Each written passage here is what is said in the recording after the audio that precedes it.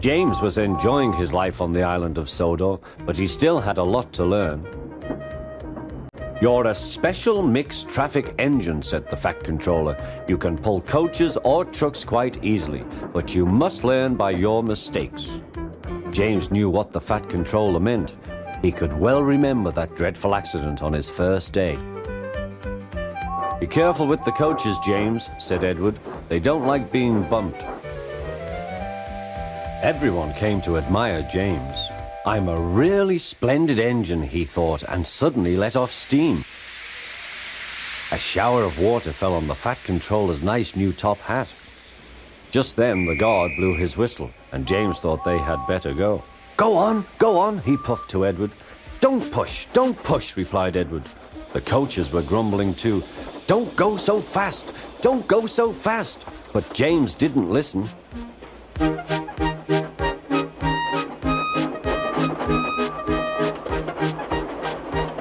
When at last they stopped at the next station, 2 coaches were beyond the platform.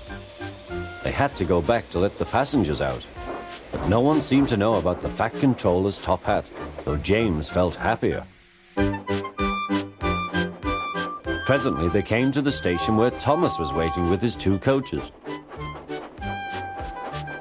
"Hello, James," said Thomas. "Feeling better?" "That's right." "Oh, that's my guard's whistle. I must go. I don't know what the Fat Controller would do without me to run this branch line," and he puffed off importantly. Edward and James passed the field where James had had his accident. The fence was mended and the cows were back again.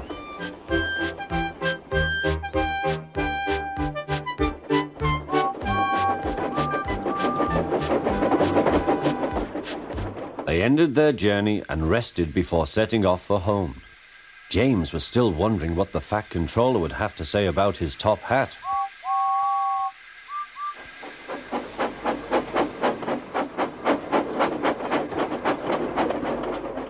Next morning, the Fat Controller spoke severely to him. "If you can't behave, I shall take away your red coat and have you painted blue." James didn't like that at all.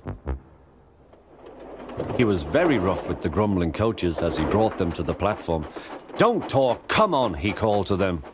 "Gordon never has to fetch his own coaches," he thought to himself, "and he's only painted blue." To make James even more cross, this time no one came near him.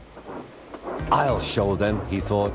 "They think Gordon is the only engine who can pull coaches."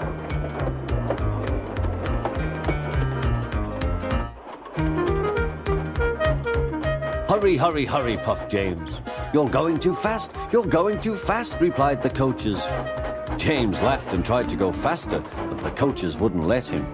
"We're going to stop," they said. "We're going to stop."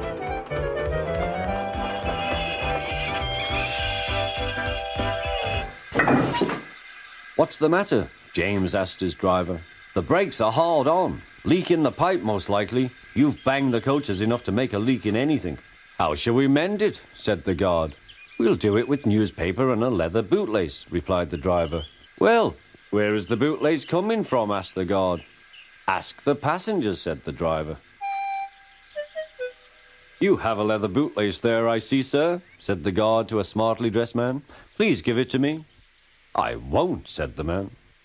"Then," said the guard, "I'm afraid the train will just stop where it is." The passengers all said what a bad railway it was. Then they told the man how bad he was instead. Everyone was very cross. At last he handed his laces over. The driver tied a pad of newspaper tightly round the hole in the brake pipe, and James was able to pull the train.